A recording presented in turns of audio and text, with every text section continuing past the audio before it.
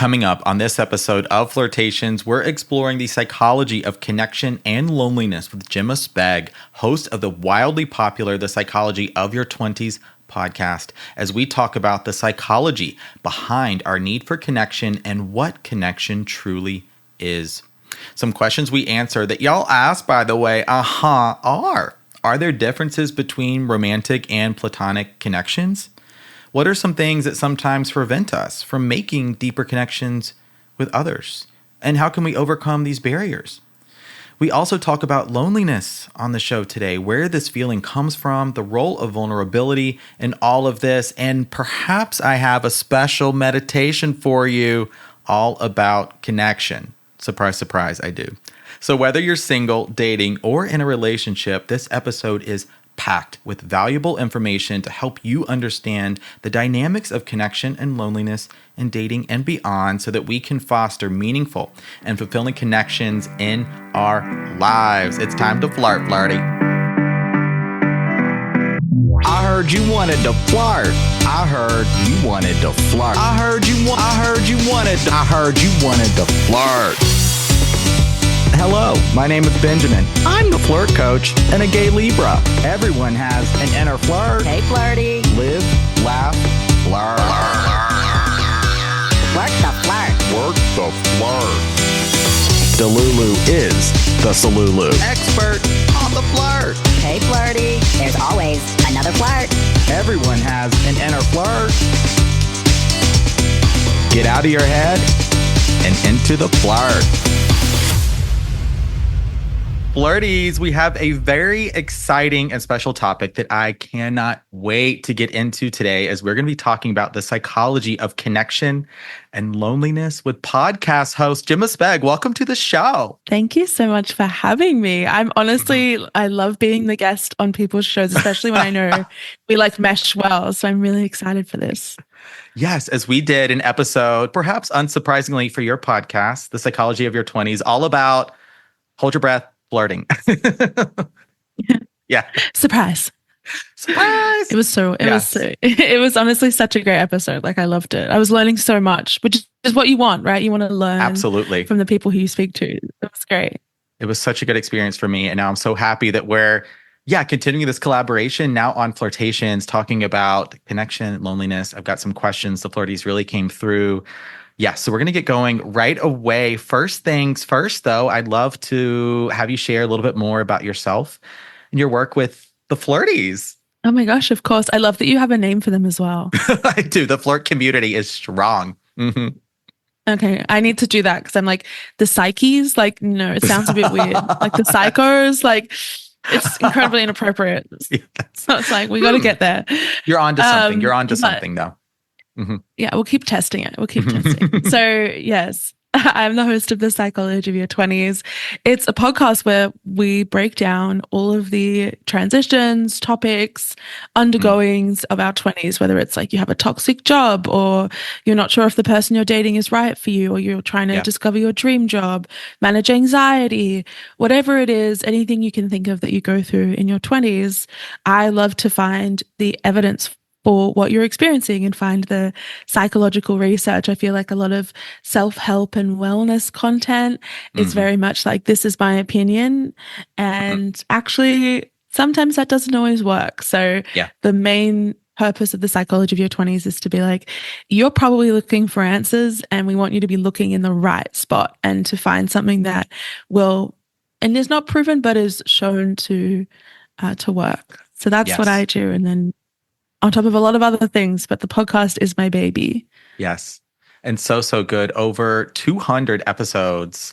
And I've learned so much. I mean, I am not in my 20s, but doesn't matter. I have still learned so much. I feel if there is a question, if there is a topic, you've talked about it and it's so well researched. So thank you for doing what you do. Thank you. Oh my gosh, I'm feeling the love. It's really, really good. And expert on the show, as we're going to be talking about connection and loneliness. I think I want, because this is the connection, or I say the connection, I put the in front of things a lot as I say the flirt, but connection and the flirt is really my whole thing. It is my number one mission, and why I do what I do is I hope to empower people, just give them more clarity, confidence, and calm in making connections out there, flirting and dating, whether it's platonic connections, romantic connections.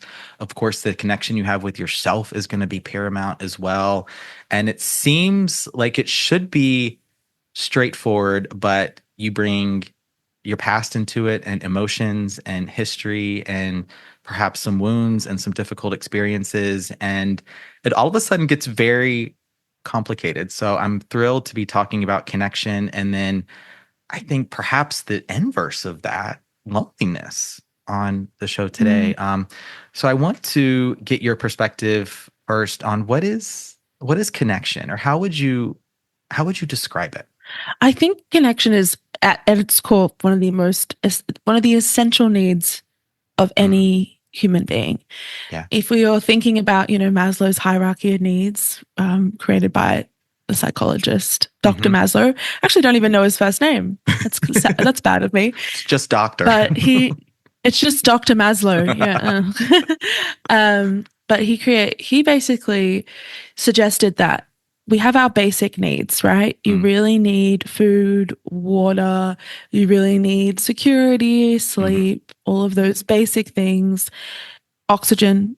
But then actually the need above all of that we need to thrive, and that we need to reach a point of self-realization and self-actualization is community and is connection. And for me, connection is being able to look at someone else and feel seen and feel recognized. And it's being able to feel comforted, and being able to feel like you're at home and some part of you is fulfilled, right? So connection obviously comes in so many different forms. You have romantic connection, family connection, friendship connection, connection with your colleagues.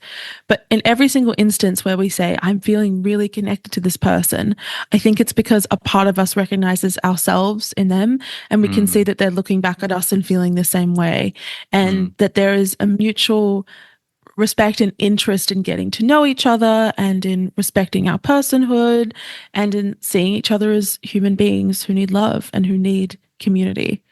Yeah. Yeah. I love that explanation so much. I see connection in much the same way, where it's this experience, like there's this energy to it. There's this reciprocity to it. There's this element of consideration and almost not quite validation, but just being seen.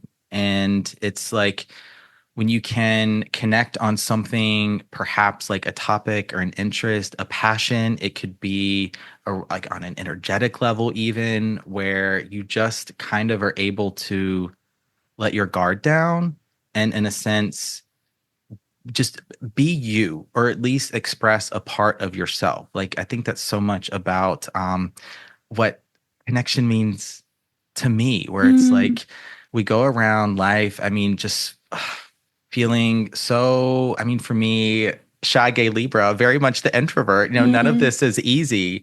And when I can create moments of connection, it's just like I can almost exhale,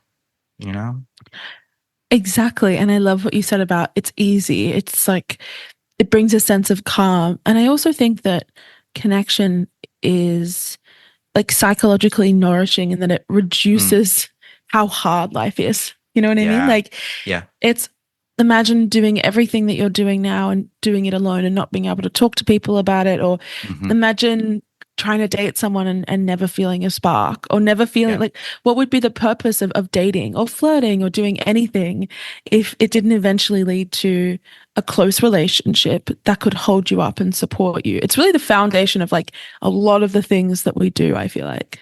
Yeah, I agree. I'm curious now, from your perspective, what are some of the psychological aspects of well-being that come from connection? Because science has told us it's actually really important to longevity and overall health.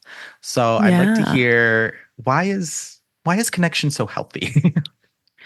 For so many reasons. A lot of people will quote you this study that says that loneliness is as dangerous as smoking 15 cigarettes a day. Yes. That's like the big one. I think I will putting my scientific hat on. It's not a great way of presenting that information because obviously like loneliness and smoking affect our bodies in very different ways. But what they're trying to get to is that not feeling connected or not having community is a health risk. It's a health risk because firstly, we think about the mental toll that it takes. Every single problem, ailment, life stressor that comes your way, you're handling it basically by yourself. And most of us know that a problem shared is a problem halved. So you're carrying the burden of the full problem if you find yourself without that kind of community and safety net that is brought by strong, positive relationships. Yeah. I also think that when you have people who love you and who care about you and who you're connected to, you also just want to be a healthier person as well. You want to stick around for longer. You want to like be active. You want to hang out with them. You want to hear their laughter. And it's also the fact that friendship and connection and romance, whatever it is, brings a lot of joy, but it also brings a lot of stimulation. It keeps our minds incredibly active. Yeah. It keeps the endorphins and the dopamine flowing. And a lot of people, we tend to see health as like, it's what you're putting in your body and what's coming out. Yeah. And it's like, absolutely not. Like being in a perpetual state of loneliness, I think really does lead to a shutdown in a lot of your systems, right? Starting in the brain, extending into the body, impacting you spiritually as well, emotionally on every single level. So the opposite of that is obviously to be flourishing. And sorry, I'm gonna go on for one more second here. Yes, please. I do want to. It's one of my favorite things to talk about, but I will also provide the caveat that this is like prolonged loneliness and prolonged lack of connection. So I think all of us dip into periods of feeling quite solitary or isolated. That is also quite normal as a species to have like your tribe evolves along with where you are in life. So don't be scared or feel like you're suddenly going to develop a chronic heart condition because you don't have a best friend. Like it's not stupid. Or you don't have a partner yet, or you might not want a partner in general. Like there is many other connections that uphold us that sometimes seem invisible. I love that so much. I want to spend another few moments, a few questions here on connection. And this one came from a flirty who is single and has some connections, some friends, but the question was in relationships with family, but had the question was about, is there a hierarchy of connection, romantic versus platonic, you're dating, you're in that committed romantic relationship versus friends. Is connection, or are there levels to it? Are there maybe differences to the types of connection we can experience? I love this question. Maybe I'm like psychoanalyzing this a little bit, but I feel like maybe this person is like, oh, so am I going to be less fulfilled because I have friends, but I don't have a partner? And like, is this a numbers game? Like, is there a certain number of friends that I can have to create the same connection as a partner? I will say this. I think the older we get, our priorities do shift. And so if you're looking at society, it does look like a romantic connection or connections are the most important because that is the typical pipeline. That's the typical blueprint, right? You start off when you're from like the ages of like 0 to 18, your family is perhaps the most important. They provide the safety net. They provide the nest. Then I would say the period of like 18 to like maybe 25, like your friends are pretty important. They are the most important connection. And then it's all about, you better be finding the love of your life. You better be dating. You better be like throwing everything into these relationships because they should be the one. And then when we get to like our 40s and maybe 50s, like society's like, well, now it's all about the kids. And, it's all about the kids, right? So that's kind of what it looks like when we take like a societal lens or blueprint to it. And I have to say, I don't think that that's correct. I think that it's actually, you can be nourished by any number of relationships. There is not one that takes the cake. And to quote another study to you that provides a lot of, not so much but evidence for this, is that the happiest population in the world is actually single women over the age of like 40. Uh-huh. And a lot of them sometimes don't even have kids, and they will say, and they did all these population studies, and they were like, who comes out on top? Single women later in life, again and again and again, widowed or just have been single their entire lives. And why is that the case? It's because, and I think this is something that women, have been socialized to do really, really well, is to build community and to be very like overtly friendly and have big social tribes. And so often these older women put a lot into their other friendships, into their platonic friendships, into their relationships with siblings, with work colleagues, with volunteering groups. So no, I don't think that there is one relationship or one connection that comes out on top as the best. I think that additionally, you can't just rely on your partner to give you everything. That is the easiest way to completely lose yourself, right? Like that's the rookie error. I think everyone has done that at some point, and it is a rookie mistake. Oh, for sure. I know I have. Yeah, well, really? It's just you. Yeah, I've gone so just headstrong into a connection, into a relationship, really coming from this place of just wanting to give it my all. I think it came from a fairly noble place, perhaps, but in the process, really losing myself and forgetting how to just acknowledge what I actually need. And my life became centered around somebody else versus having that balance and focusing more on compatibility, things like that. So I've done it. I have. Oh yeah, who hasn't? We have. Because love feels amazing. It does. You're like, it does. I know. This is so fascinating. When I'm doing my flirt search, there is overall this trend around like decentering dating has been talked about. I featured that topic on Flirtations before, where it's, I think, reprioritizing connections and love and speaking to what you just said, and that there's no sort of one like pinnacle of type of connection, right? That one is somehow better than the other. One is more fulfilling than the other. They all have their advantages and they all have their places. Absolutely. It's so fascinating. All right, I have a question now. This one also came with a flirty, as we're talking about connection, digital connection. So about like how you think, or how maybe you've seen, has digital communication and even the dating apps, texting, like it's these tools that are meant to design and bring so much connection into our lives, have done that in many ways. That's how we met. That's how I'm able to meet a lot of the flirties and create my content, right?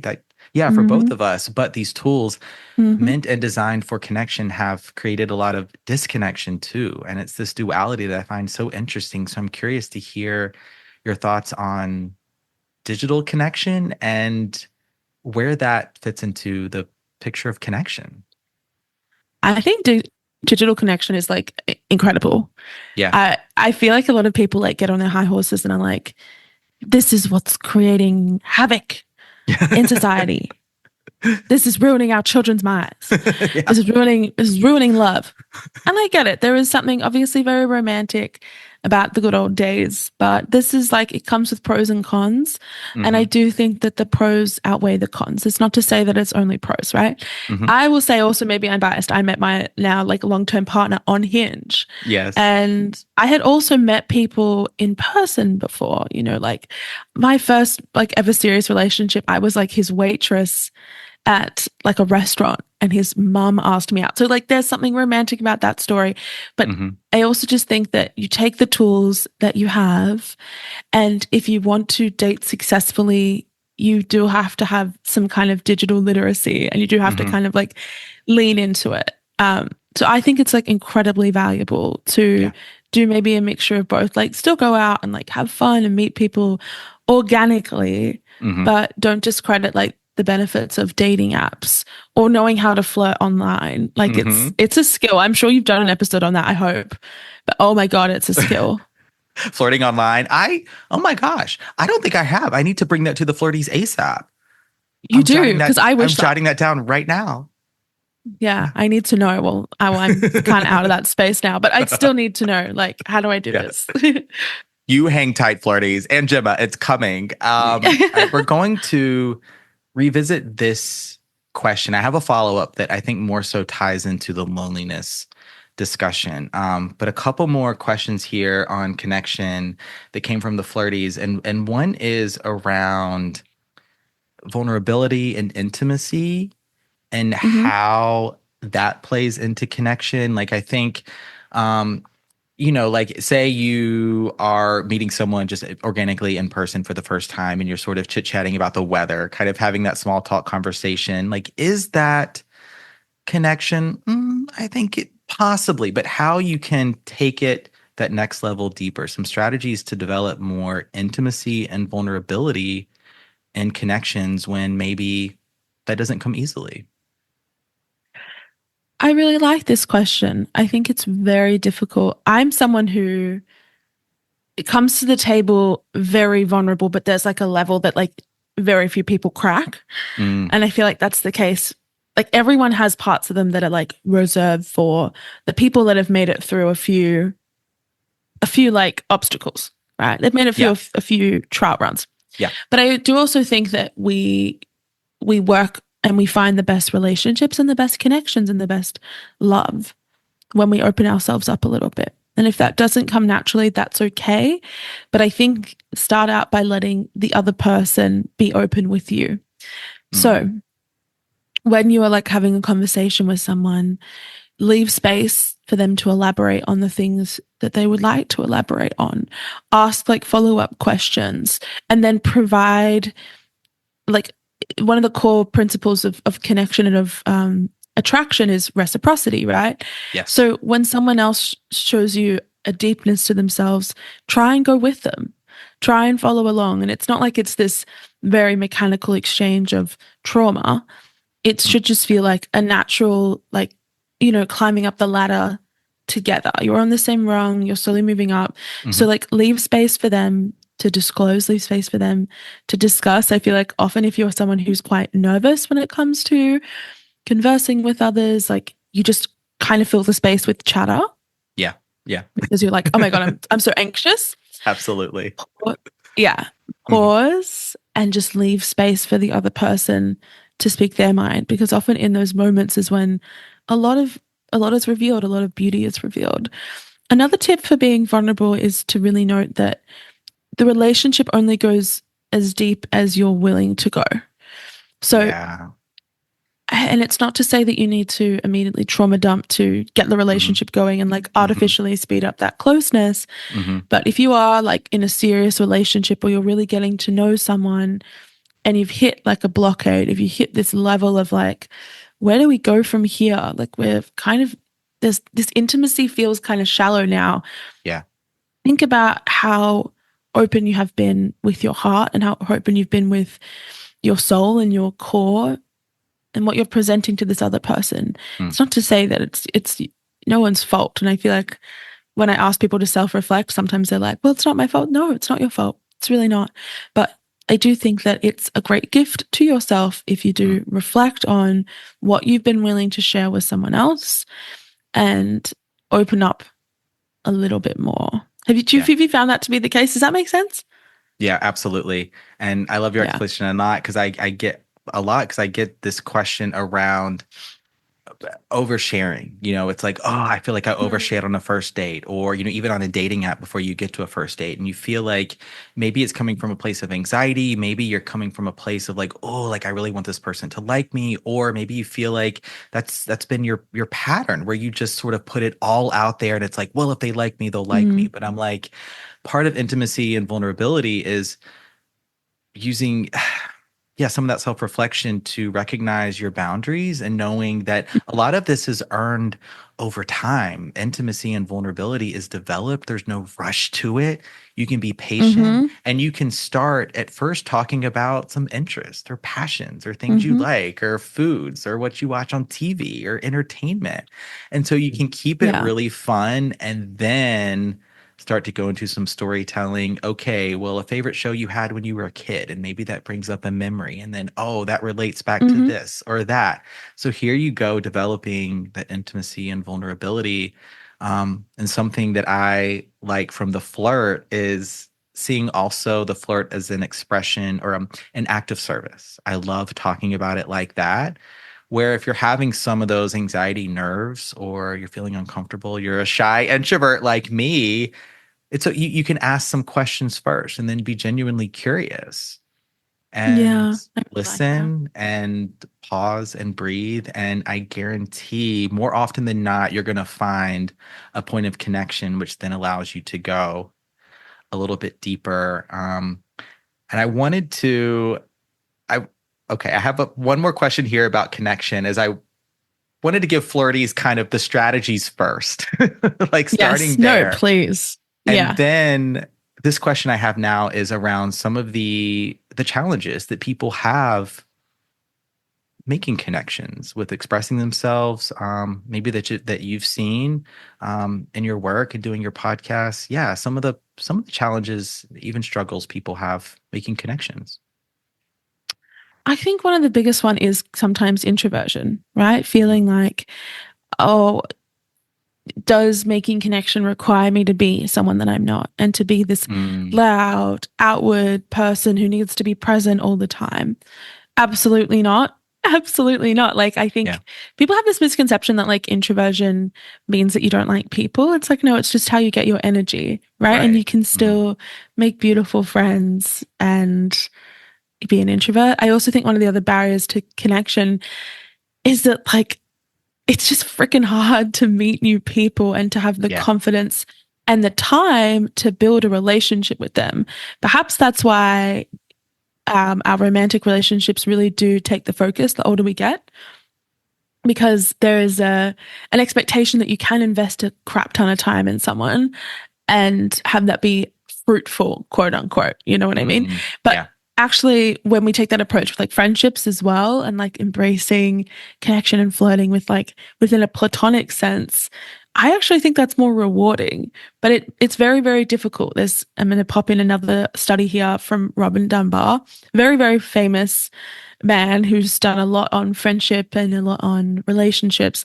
Mhm. And he has this really fascinating statistic that I think it takes over 200 hours to call someone a good friend. 200 Wow. hours, or to call someone like to say, oh yeah, we're close. You know, it takes like 30 hours to just be like, oh yeah, like we're friends, we're friendly. And then in order to get to the point of like being like, oh no, like I really trust this person is in my life, it's like upwards of 200 or 300 hours in my memory. So I don't know about you, Ben, but I don't really have a lot of time to invest 300 hours Oh, into no. anything. Like, No. it's very hard. It's very difficult. It's why a lot of people, you know, meet the loves of their lives or like their best friends at work, because it's a shared environment. So I think that's also a real barrier for connection is time, is sometimes personality as well, is convenience, is all of those things mixed together, and it just feels like we become a lot more lonely the older we get. Yeah. Oh my gosh, segueing and perfectly. You set me up. I was like, as I know where this is going. transition to talking about loneliness now, as we've really focused on connection. But I also recognize, and this has been true for me, that connection can exist simultaneously along with loneliness too. And so just as you described connection, how would you describe loneliness? Oh my gosh. You know, the way I describe loneliness is like you can be lonely in a crowded room. You can be lonely even when you're surrounded by your closest of friends. It's an emotional state more than it is a physical one or a social one. Yeah. It is an emotional state of feeling perhaps like you are not being seen the way that we feel the need to be seen as humans. And it's a sense of, I think, emptiness and isolation and solitude, even once again when we are physically not that way, right? Even in like a party of all those that you love. I remember actually, this is really random tangent, but I remember watching the Amy Winehouse documentary. Yes. And she like talks about how she was on stage winning like Grammy of the Year with, and every single person that she loved in the room was there and she said to a friend, like, I'm so lonely or something like that. Like, I'm so lonely. And I think what it comes down to is feeling like there is a depth missing to your current relationships, feeling like there is a level that you're not getting to with people. And it's through no fault of anyone. It's just that sometimes the circumstances create that. And that's one instance. And then I also think that loneliness does also just apply to isolation. People, especially when I think about like people who've moved to a new city, like just not having people available. But even if you had, you know, amazing long distance friends, you can't communicate in the same way. You don't see each other as much. It's an adjustment. All of it comes down to not feeling seen the way that you want to be seen, and not feeling like there are opportunities for you to kind of fill that void where you are at the present moment. Yeah.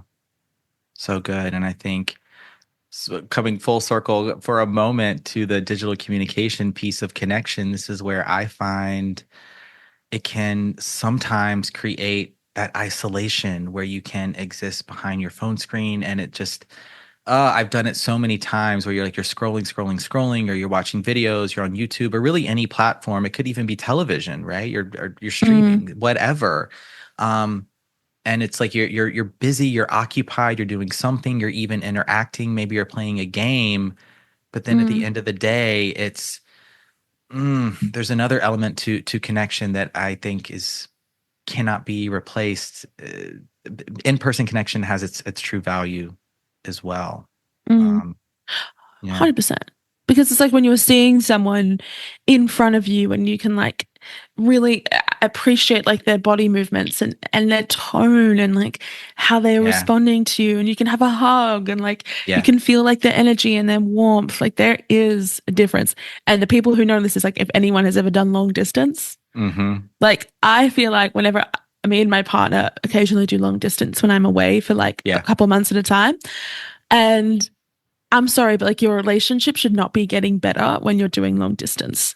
Like, because, and that's like something I always say. I'm like, if your relationship is improving with long distance, you probably shouldn't be together. Like, or you should at least readjust, like how your relationship functions. It's a conversation to have. Perhaps, because it's like, you know, you're not having that in-person connection that we all deeply, deeply value. Yeah.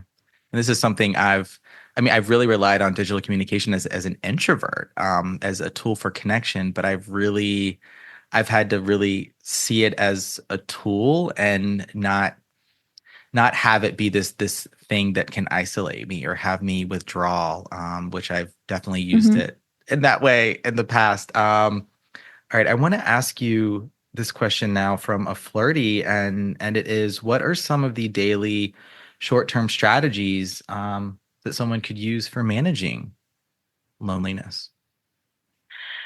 I think that you should remember that loneliness is much like hunger or thirst.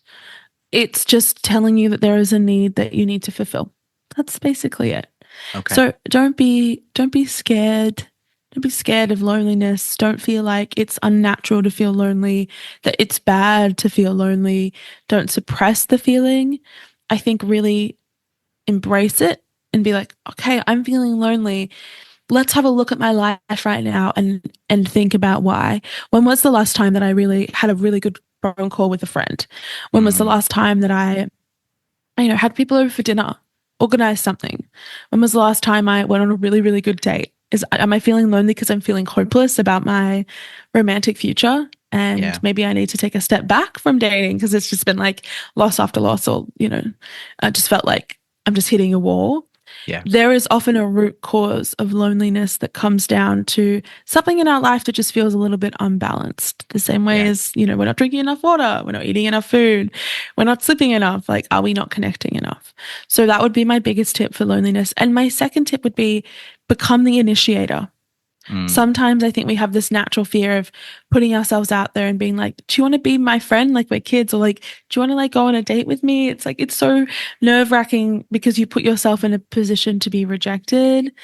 But the thing is, it's like, who cares? Rejection is like, honestly, the one for me, it's like, great, I was rejected. Like, okay. It's just like, it's it's almost like it has no emotional connotations for me.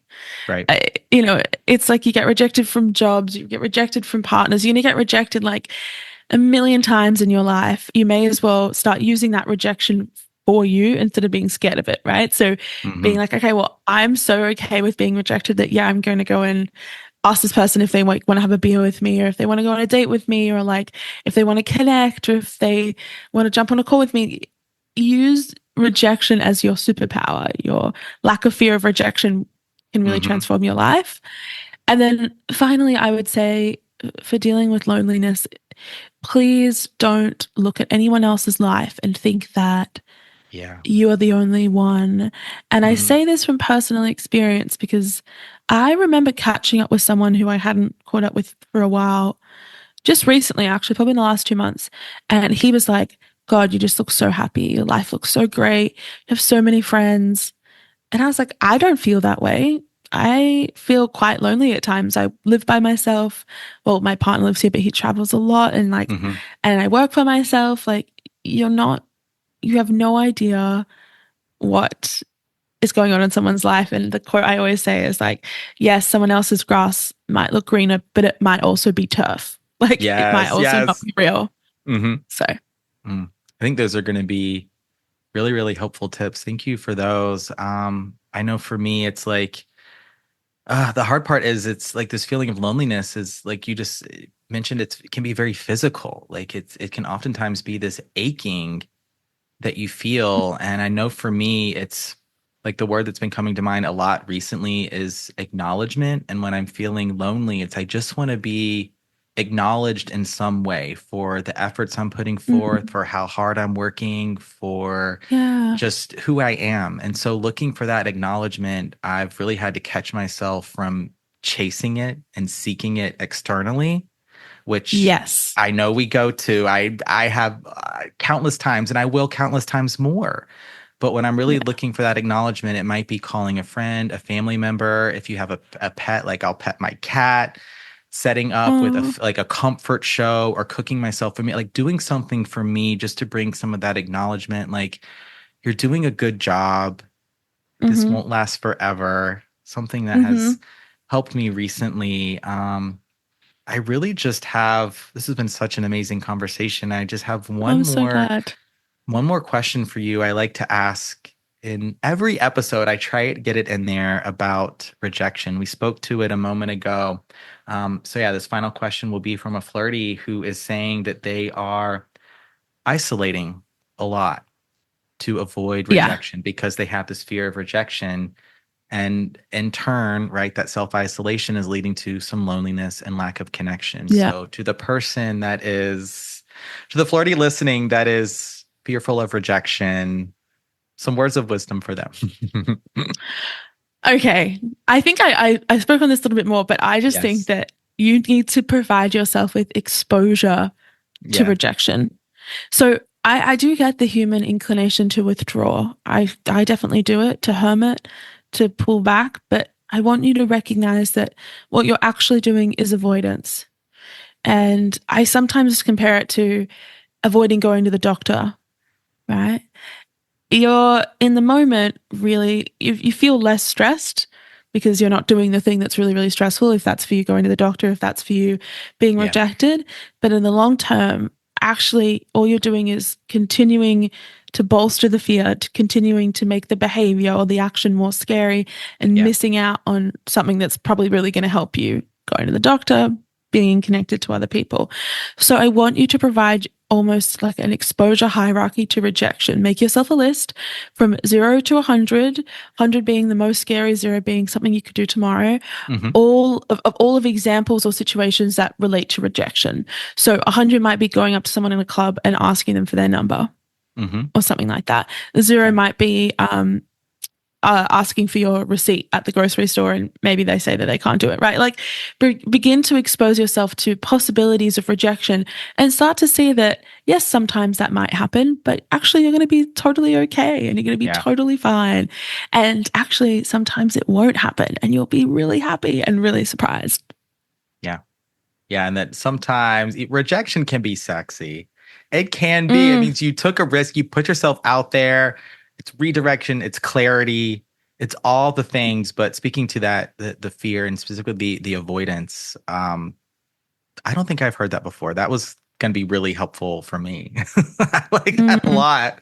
My goodness, these conversations, I have so much fun with them. Thank you so much, Jemma, for being on the show today. The only other thing I have to ask you is where the Flirties can find you, follow along, listen to your podcast. Oh my gosh, thank you so much, Ben. Well, if you want to listen to our episode that we did on my show, you can go and check it out on Spotify, Apple Podcasts, wherever you're listening right now.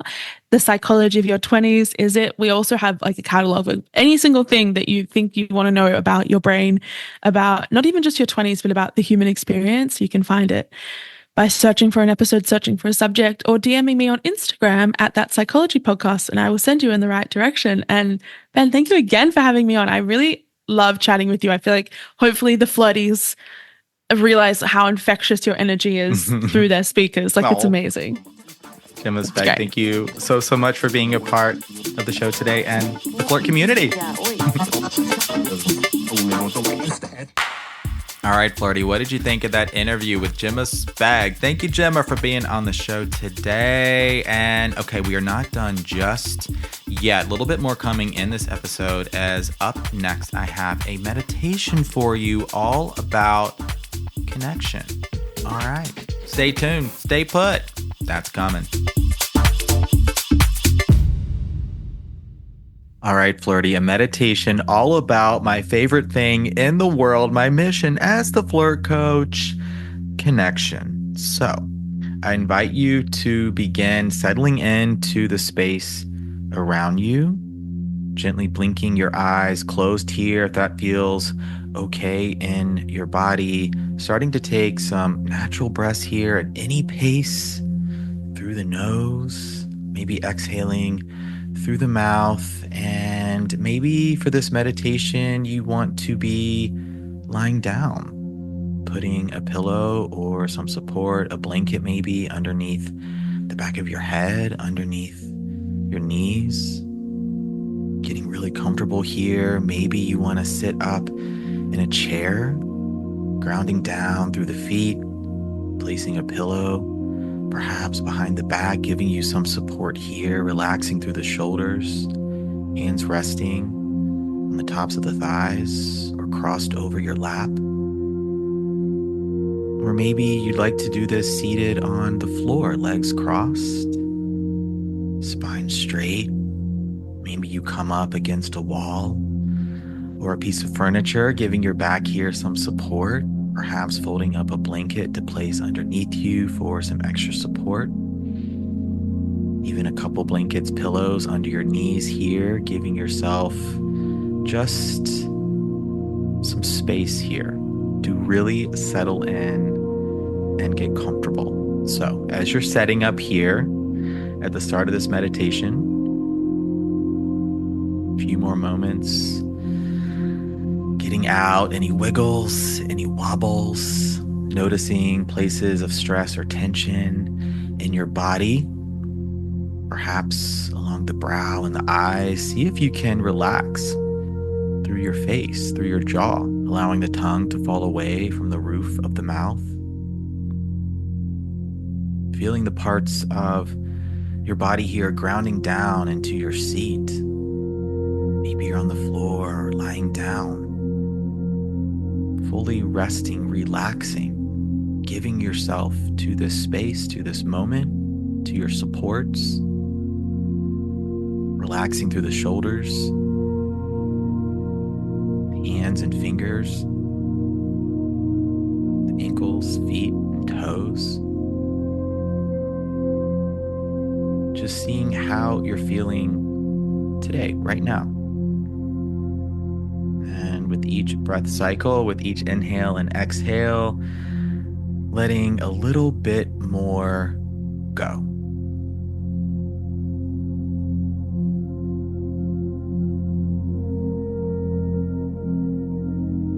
You're doing so good. Keep breathing here, inhaling deeply and exhaling, letting it all go once more. And now I'll cue a few rounds of box breathing for us. Begin by inhaling deeply through the nose. Taking another sip of air at the top, getting really full, holding here for a moment, full lungs. Exhaling through the mouth. And then holding here for a moment, empty lungs. As we inhale to begin again, inhale through the nose. Getting really full, filling your lungs here, feeling this expansion. Holding. And exhale through the mouth, pushing out that previous breath, letting it all go. Resting here, empty for just a moment. Inhale to begin again through the nose. Filling up, expanding, creating space. Hold. Exhale through the mouth one more time. Arriving in this moment even a little bit more deeply. And now sealing the lips, continue to inhale and exhale through the nose now, returning to a natural breath pattern. Maybe feeling a little bit more relaxed here, more centered. Continue to bring your attention, awareness, and focus to this moment. Creating connection here in the present moment with yourself, with this practice. Whatever happened earlier in the day, earlier in the week, what may be coming up on your to-do list today, tomorrow. It will all be there waiting for you. Nothing you need to do now, but be and breathe. Nothing you need to do, but be and breathe.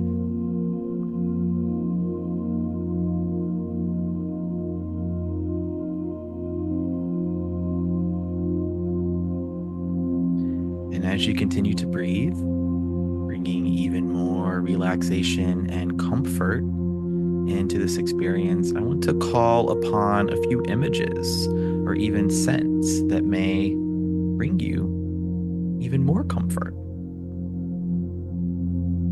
Maybe it's the smell of a campfire, or you've got some logs burning in the fireplace on a cold winter day. You're wrapped up in a blanket, cozy socks on, fuzzy pajamas, nestling a warm beverage in your hands. Could be cocoa, coffee, tea. Smelling how good this fire feels. Hearing the crackling of the logs. Maybe there's marshmallows in your cocoa. If that's part of your imagery here, you see them bobbing up and down, starting to melt.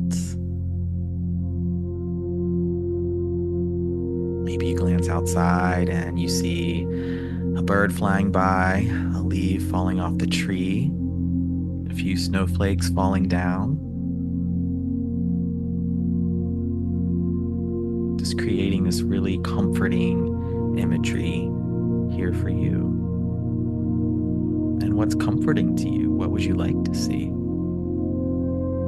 Call that into this experience.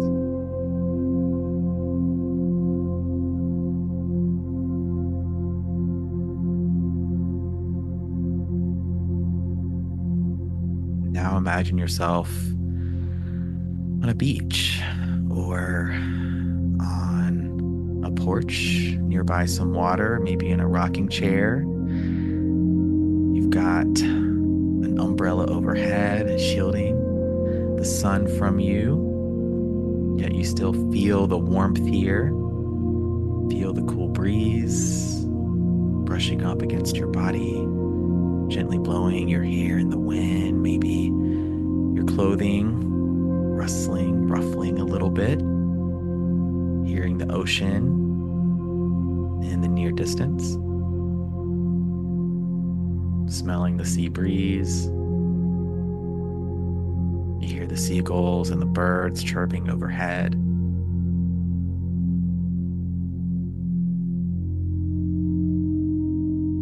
The gentle sound of the sand dunes moving back and forth in the sea breeze. The air is fresh and fragrant. Maybe you hear some music nearby, some laughing, some conversation of people enjoying the surroundings. Maybe this is imagery that brings comfort to you. And keep breathing here. Deep inhales and deep exhales.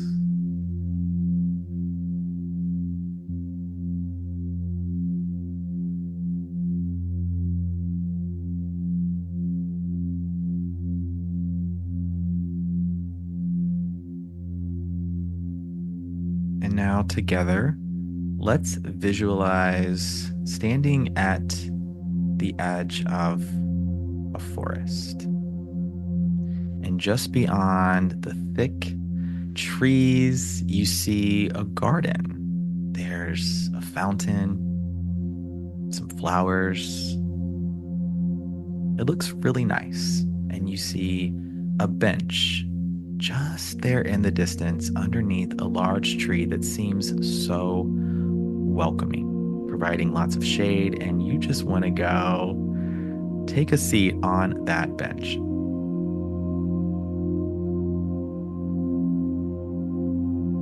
Feel yourself really grounded in this moment and use this feeling of groundedness to now visualize yourself following along a path that weaves its way through these trees into the garden that you saw.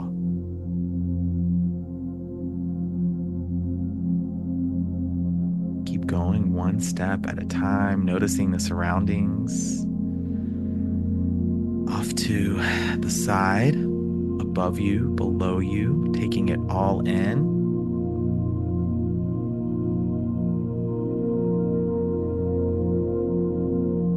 Breathing. Feeling the connection here with each step you take to the earth below you. This is, in many ways, your journey of connection. And now you start to arrive at this bench and you sit down. And you notice somebody else coming over to you. Maybe this person is immediately identifiable. There's someone in your mind that brings you a lot of comfort. Maybe it's someone you know. Maybe it's someone you've yet to meet. Maybe they take on some abstract features. You don't know exactly who it is, but they feel connected to you. There's a deep feeling of knowing that you're in good company and you're safe here. They're smiling, there's warmth in their eyes. They now sit down beside you, and together you share a moment of connection. An energy, an unspoken bond even. There's a warmth in this experience, a love even flowing between the two of you. And this connection feels strong, it feels nurturing. It provides a source of comfort and joy, knowing that no matter how much time or distance may come upon this connection in the future, that this bond, this energy will always be there. This is always a feeling that you can call back into your life when maybe you are feeling more lonely, feeling disconnected, feeling frustrated, sad, anxious. Allow the body to remember this feeling and know that you can call it back to you whenever you need.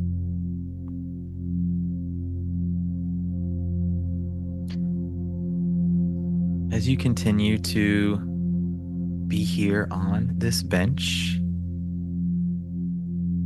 you look around and see perhaps a few more people starting to filter into this space. You notice some wildlife, some squirrels, some birds. And this space just begins to fill with life, with sounds, with sensations, and with a deep sense of connection and community.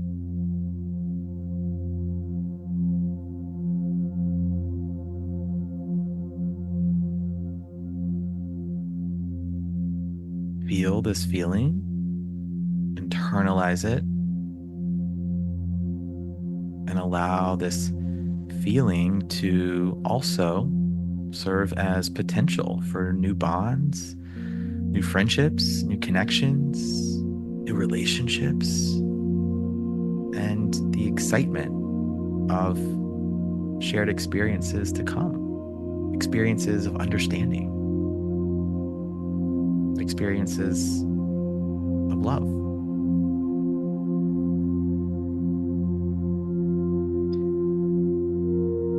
And now take a moment to really connect with yourself here, perhaps even more deeply. Visualize yourself here on this bench. Maybe you've gotten up to walk over. You see someone else you'd like to get to know, a beautiful flower you'd like to smell. There's a sunny spot. You want to go bask in the warmth of the sun's rays for a moment and feel a sense of peace and belonging, knowing that you are an important part of this experience. Reflect here on the importance of being connected with yourself, understanding your needs, honoring your experiences, where you're at, where you've been, where you're going.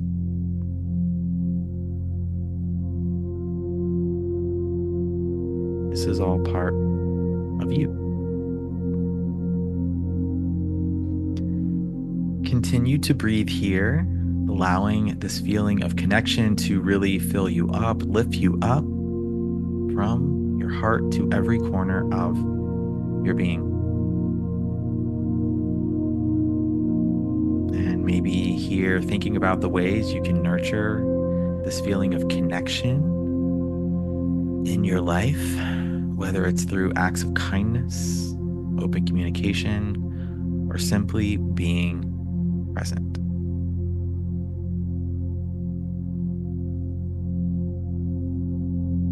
A few more deep breaths here, taking in all of this feeling of connection, of unity. Deep inhales, deep exhales.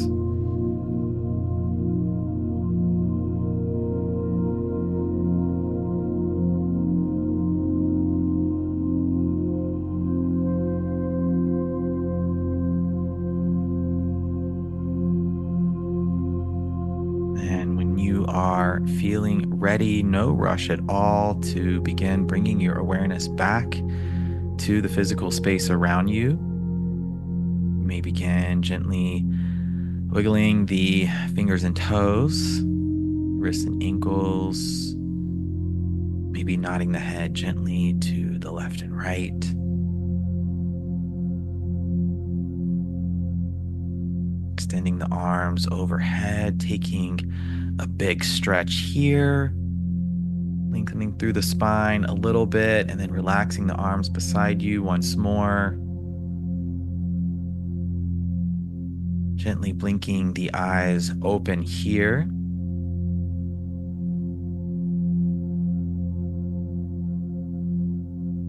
Making a little bit more movement as you begin to orient yourself back to the space around you fully, to go on about your day or your evening, wherever you may be in the world, knowing that you can come back to this meditation at any time. It will always be here for you.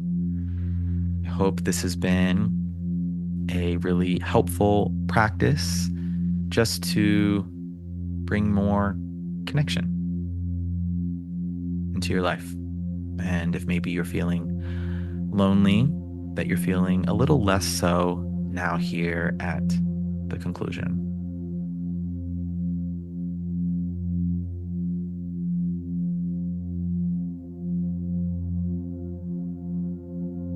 Final few moments, thanking yourself for showing up for this practice today, giving yourself the time to be with this experience. Thank you for doing this practice with other flirties all over the world as we connect through meditation. And thank you for allowing me to guide you through this practice. All right. Final send off for this episode coming next.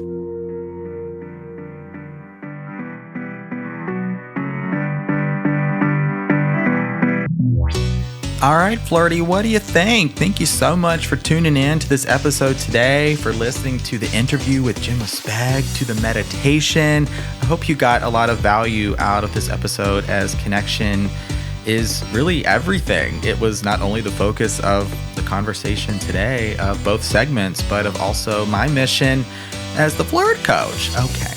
To follow Jemma, highly recommend you do checking out at least her podcast, The Psychology of Your 20s. All will be linked in the show notes below. Thank you to you, the Flirties, for listening, streaming, checking out the show on whatever platform. Maybe you're listening to this on Spotify, Apple, YouTube. I think those are the big three, but you know what? You could be listening to this any which way you choose, and I thank you for doing so. Please rate, review, subscribe to the show if you haven't already. Share this episode or another with a friend, someone you want to share some flirt energy with, someone that may need some dating advice. They're probably out there. I'm sure they are. And okay, I've said all the things. Signing off from here at Flirt Headquarters. My name is Benjamin. I'm the Flirt Coach and Gay Libra Flirty. There's only one thing left to say and do, and that is happy flirting.